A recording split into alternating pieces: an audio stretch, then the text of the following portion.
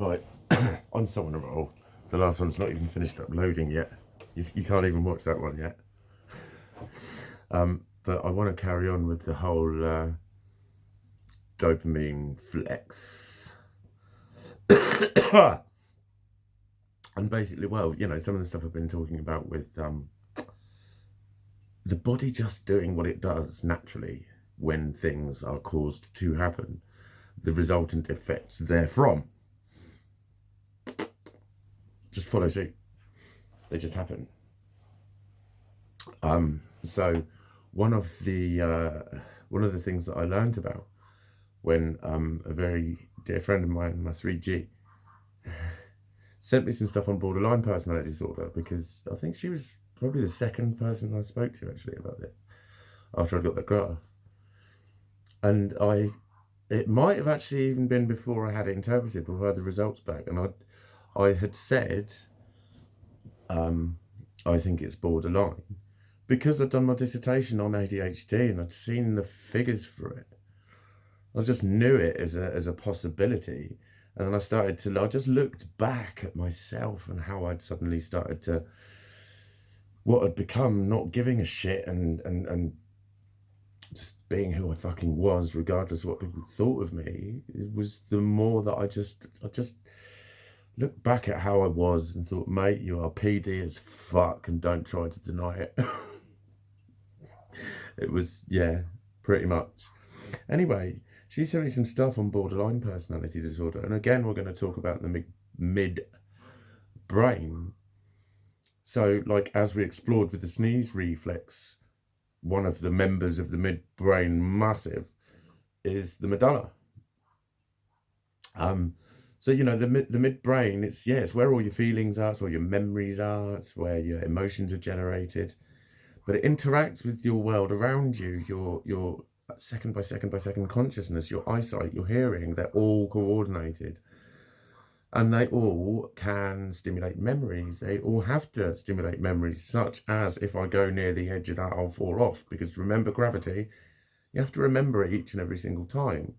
That's why when people's brains stop working, they fall downstairs and shit, because they forget about fucking stairs and try and walk normally if it's flat, even though they can see that it's not, because their brain's is not coordinated correctly.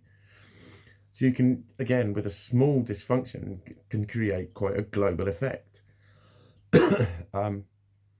So with borderline, you've got the exaggerated emotional responses, shall we say, fucking little pussiness of ADHD causes hormones. Another one, very curious system, the adrenocorticotropic system. It interacts twice with the fucking kidneys. It does. It's a very, very curious feedback loop that if you study biology and then look at it, you go, it doesn't need to do that. And the body goes, but I do. It's a little bit, that's why I like biology. It breaks its own fucking rules. It does things. It's the king of the double negative. It really is. And the queen, I should say. But, so the stress hormone, cortisol, is released. And again, overproduction of cortisol can have a physical effect in a different arena. It can cause a big fat fucking belly because of the knock-on effects of what stimulus of a hormone can do. So what happens is, as the cortisol circulates around the midbrain, it has a what's it fucking called? An acid effect, a degenerative effect upon the fucking amygdala, upon the amygdala. And within the amygdala is where your archaic responses are generated. I don't know about stored, but your fight or flight. And the hippocampus is the big, long, sleepy thing that goes over the top. I think that's the bit that sends messages. Like basically with any of the midbrain stuff, they all do pretty much the same kinds of things. And it's just all the specifics of what does what, but they're all very interactive with your endocrine system. So where a lot of your hormones are released, you've got a pituitary gland, anterior. But you know, your brain releases hormones to itself as well, in its own bloodstream, to communicate with itself, even though it can communicate with itself neurologically. Do you see what I'm saying about the brain? Some things it will give a hormonal message, and others neurological. And then there's a neurological response to a hormone, or a neurological stimulus to produce a hormone, and all that sort of shit. It basically does what it wants, but it just happens. These things just happen. So the cortisol then has a caustic effect. That's what I was going to say. A caustic effect upon the amygdala, making it smaller. So it's a vicious circle, very vicious little circle. Don't put your finger in there. Because you start off with a exaggerated response to threats and criticism, and then this causes your brain structures to not grow correctly, even though they already weren't growing correctly because you had a developmental disorder. There are now, the knock-on effect is there's now more stress hormone there, which makes it smaller, which makes it work faster and flare up more. It's all caused by its own normal responses. Exactly the same type of processes that happen with autoimmune disorders. It has to respond by producing the cortisol, because that's what it does, because the threat, although not actual, is perceived as actual, and not consciously perceived. This is where people get it wrong. It's not consciously perceived as that. It's biologically perceived is more of an accurate way of describing it, which is why I'm outlining a lot of this stuff. It's not that that person has time to analyze the thing and thinks, was that a threat? Now let me study about that. It's like, it just felt like a threat when it happened, because the biological structures are hypersensitive. Doesn't mean they're silly little fucking gooey little pussies. It means they give a much bigger response to pain. So when someone's at a pain level of 2, I'd be at a pain level of 7 to the same fucking stimulus. I can't walk barefoot. It's too painful. It's too painful. It fucking hurts my feet. I'm like, I have been ripped the shit out of for that by so many fucking people. And I really have a lot of trouble with people who do that to me, actually. I get quite upset. So I fucking can't help it. And they're like, you fucking twat. Literally just been called a fucking twat. And I'm like, this is actually really fucking unpleasant. This is really fucking uncomfortable. But there you go. That's why I'm an argumentative cunt, and I flare up at people, and I just think, oh, fuck off then. Because I'm very often going through these little hells that aren't funny anymore. They look funny, but they're not.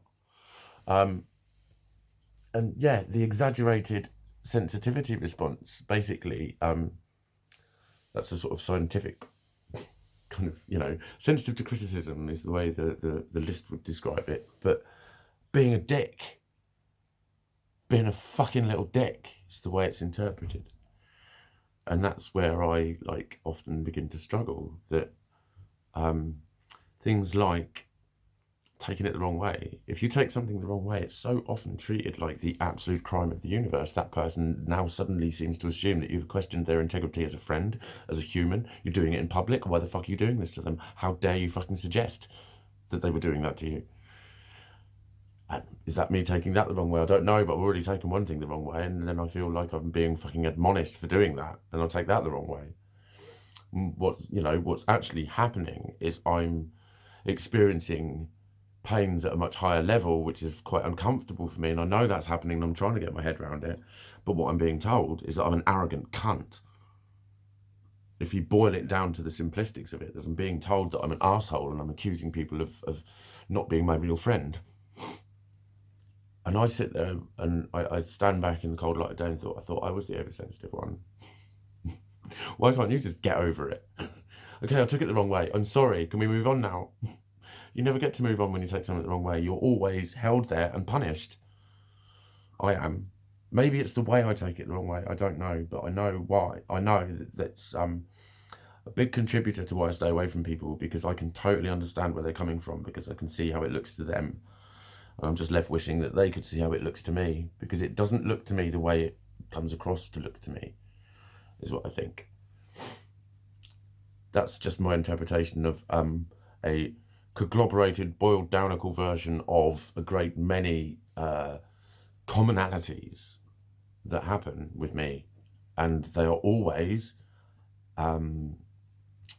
quite inflammatory interpretations that are handed back to me of what I am, or what I was being, as in I was being a cunt, or I was being a twat, or I think I'm the only one going through it. I get told what I think because of my response, and very often my response has been an over-exaggerated response to something that wasn't there, that I actually even consciously knew wasn't there, and I've reacted to it anyway, and I'm fucking struggling like fuck. And then someone's having a go at me because I took it the wrong way. That is an example of one of my things that happens, and one of the things I'm scared of happening, because it just is.